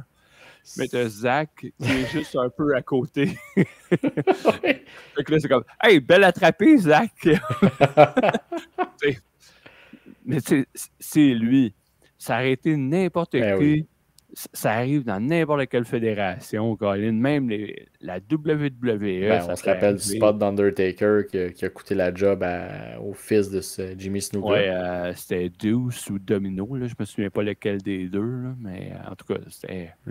Lui. Oui, lui, qui était le caméraman attitré pour le spot. Non, fait que c'est correct, là, je vous ai amené. On en rit, puis c'est aucunement pour insulter Zach là, que je le ramène ici. Mais c'est drôle des fois, là, des petites anecdotes comme celle-là. Puis comme ça, c'était cool qu'il soit impliqué d'une façon originale dans le combat, qu'il a pu le vivre à côté. Il l'a vu, je pense qu'ils se font mettre down pas longtemps avant le mot final. Fait que, il était à côté du ring, il l'a vu. Il l'a vu. T'as eu le spot avec Trent Seven aussi qui était bien fait. Cachant dans la sécurité. Fait que non, ce combat-là, il était overbooké. Puis au final, ça fait que les gens achetaient le billet pour PCO au départ. Mais ils sont repartis avec la petite carte d'affaires de Speedball Mike Bailey en plus. C'était un méchant bonus. Le monde à cette heure qui vont savoir c'est qui Speedball. Puis ça, c'est le fun. Je le souhaite. Ça sera pas un petit trésor caché. Ça va être vraiment comme non.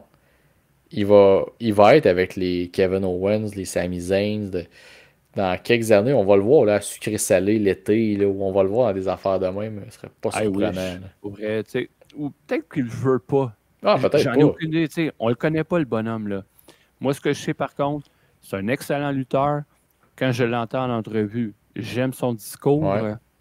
Maintenant, est-ce que j'aimerais ça le voir plus mainstream pour qu'il gagne encore plus de l'exposure?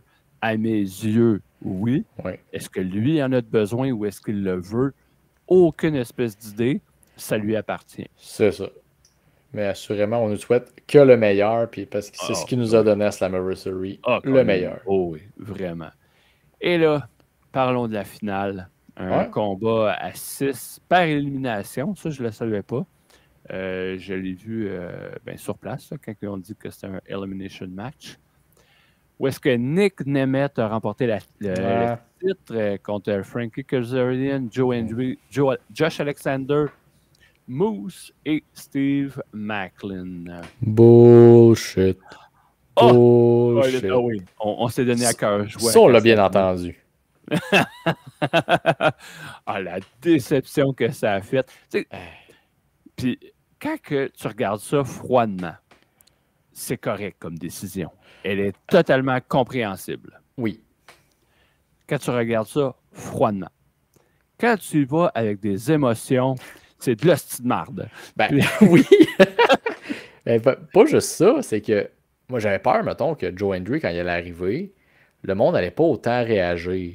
Je me disais, il n'était pas si mainstreamment au Québec, Joe Hendry, c'est niché, mettons. Mais non, il t'a eu un solide pop. Ouais. Fait, je me dis, ils vont. Ça aurait-tu valu la peine de dire, non, on va lui donner le titre à lui ce soir-là, quand tu vois la réaction de la foule de même. Mais comme j'ai expliqué la semaine passée, c'est pas encore son moment. Non. C'est pas encore son moment. Que ça, sur place, tu dois te sentir volé. Oui. Puis, mais en même temps, encore là, je vois de façon rationnelle. Ouais. Tu veux faire un heel turn à un gars qui était quand même très populaire, Josh Alexander. Comment tu peux réussir à le virer heel et garder un bon momentum? C'est juste que ton momentum de face, mais là, tu veux l'amener côté heel. Ouais, puis ça a marché. Hein. Ça a marché certain, là. On était-tu en tabarnak, rien qu'un peu qui donne le coup d'un gosse? Ça a été frustrant, mais avec le recul. Ouais, puis surtout venant d'un gars comme Josh Alexander, que c'était, Monsieur gentil, monsieur, je veux mériter ma place, toute la patente là, du face type, il nous l'a joué. Fait que savoir que lui, c'est lui qui donne le coup de pied d'un noix à Joe Hendry, après qu'il vienne de sortir Booze.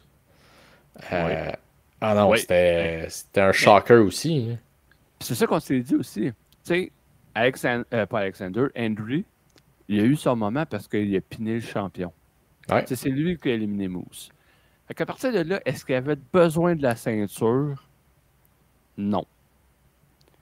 Fait que, tu sais, à un moment donné, chacun doit avoir son moment dans des combats comme celui-là. Sauf Macklin, qui n'en a pas eu, qui nous a envoyé promener. Parce qu'on a starté un petit chant de nanana et goodbye. Vous êtes pas fin. Il l'a pas. Vous l'avez pas entendu à la télé, celui-là, de ce que je comprends. Moi, non, en tout cas, je m'en suis pas rendu compte. Bon, c'est pas grave. Il va que lui l'entendre puis soit blessé. Oui, parce que quand il reculait sur la rampe, il nous regarde, les deux bras de chaque côté, middle finger, Colin, puis juste pour attirer quelques huées. Fait que, non, tu sais, Macklin, il n'a pas suscité grand réaction là, dans ce combat-là. Non, puis en général, je veux dire, il est bien le fun, là, avec le kit. C'est un ancien champion du monde, mais c'est pas... c'est un peu flat. Un petit peu.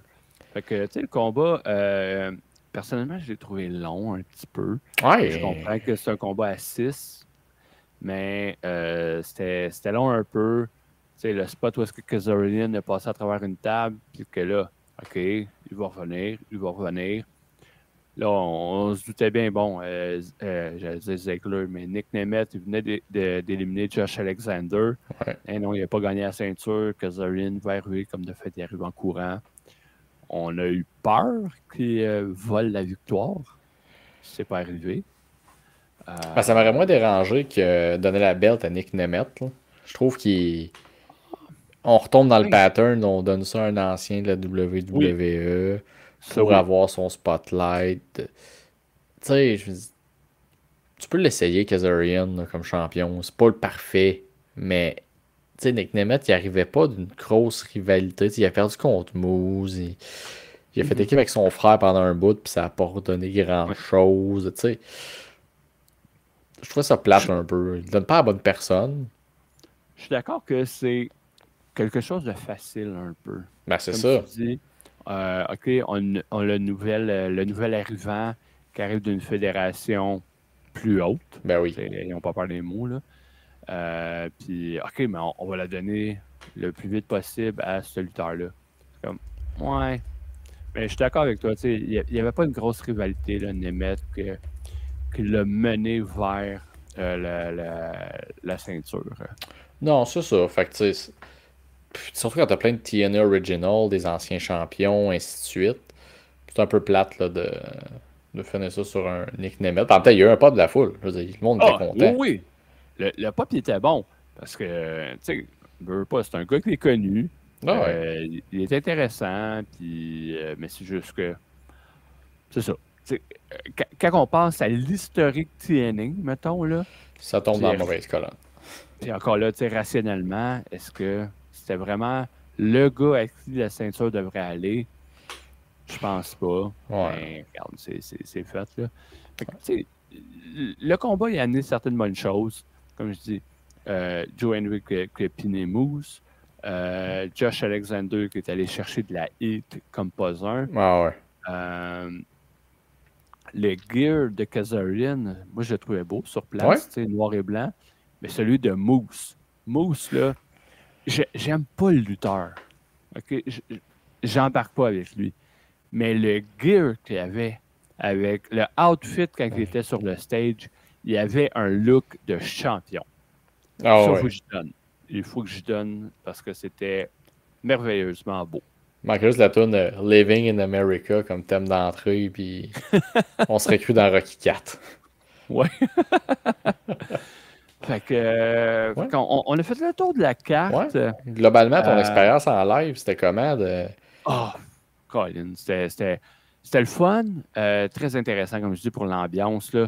Mais il faisait chaud en tabaslac. Il n'y avait pas de maudit bon sens. Puis, là, tu sais, j'ai l'air de me plaindre le ventre plein, là. T'sais. Il n'est plus plein, ton ventre? Non, il n'est plus plein. Mais les sièges au parterre, ils étaient très, très, très collés. Fait que... vous aviez l'air pas mal saucissonné, toi, Guillaume, puis Benny. Puis il y avait Johnny Play à côté de toi, je pense. Hein? Il y avait du frottage de cuisses, involontaire. Mais j'étais comme, tabarouette. Tu sais, je suis pas petit là, dans la vie, mais il fallait que je me rentre les épaules. Des fois, j'ai comme, OK, hey, excusez boys, je suis accroché. Fait que ça, c'est la partie désagréable que je te dirais. Au niveau de la merch, il y en avait en masse. Good. Je veux dire quoi, une douzaine, quinzaine de t-shirts, puis en grande quantité. Là. Le We Believe de Joe Hendry, j'en ai acheté 2, un pour moi, un pour Ricky Bobby. Il y avait un deuxième t-shirt de Joe Hendry, un t-shirt de Speedball Mountain. Il y en avait d'autres de Nick Nemeth, de System, il y en avait. PCO, évidemment. Il y en avait d'autres, là, casquettes, photos. Bref, cool. il y en avait du stock. Là, ça, c'était le fun pour ça. Côté stage, on dirait que j'étais peut-être un peu déçu au niveau du stage. Je m'attendais d'un peu plus gros ou, c'est parce que là, tu avais juste un tunnel.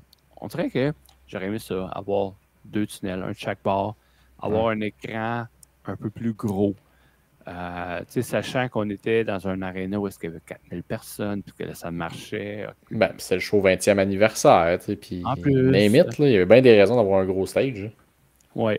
Fait que, il y avait beaucoup de c'est des détails comme ça, on s'entend. Mais expérience, moi, c'est la première fois en première rangée. On est des gars de loge d'habitude, nous autres. Oui, c'est ça, des gars de loge. Mais non, j'avais été une fois en 4e rangée à Collision pour All Elite. Pour voir les Hot Runners, oui. Il était-tu là? Non, je pense pas qu'il était là. C'est pas là que tu les as C'était pas connus? là, Ben non, non. Je les avais connus. Il faudrait que je regarde la carte s'il était là. J'ai pas souvenir de. Il y avait par exemple un certain Australien qui avait crié Oushka! Sacrifice. Lui, on ne l'avait pas manqué pour la suite du combat. Mais cette fois-là, non, j'avais été en 4e rangée parce que ma section, elle avait été fermée pour une vente de billets insuffisante. Fait que, ils m'ont switché ça. Fait que pour 32 pièces, je pense, je m'étais ramassé 4e rangée derrière la table des annonceurs. Comme pas pire. Des choses pires que ça dans la vie. Hein? Ben oui. Mais fait qu'une première expérience en première rangée, Colin, ça va être dur de ne pas retourner en première rangée après. Ben, tu vas avoir le choix. Loge, première rangée. Faut que tu choisisses. Ouais. Il va peut-être falloir que je coupe sur les régimes épargne-études aussi de mes enfants. Ça passe mon lien. Ouais. C'est où tu vas te pogner entre moi et Benny qui font des jeux de mots poches pendant les entrées des lutteurs. Ouais, des chansons, ça m'a pas trop marqué. Fait que je m'en souviens pas trop des mardes que vous avez pu dire. Quelques-unes sur le 7h30 de show qu'on a été là.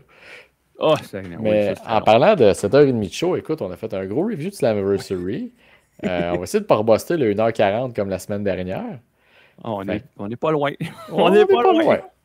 Fait que, ben non, fait que c'est ça. Globalement, tu as aimé ça. Parfait. Oui. Je pense que je suis confiant qu'ils vont revenir.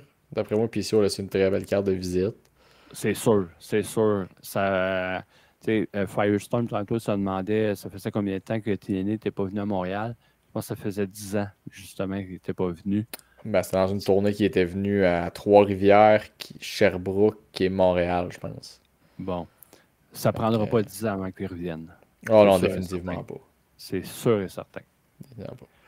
Fait que c'est ça. Fait qu'écoute, là-dessus, on va se laisser, puis on va tout simplement se dire je suis Tifo, il est Cy Young, nous sommes vos bonhommes de lutte. On vous dit à une prochaine fois.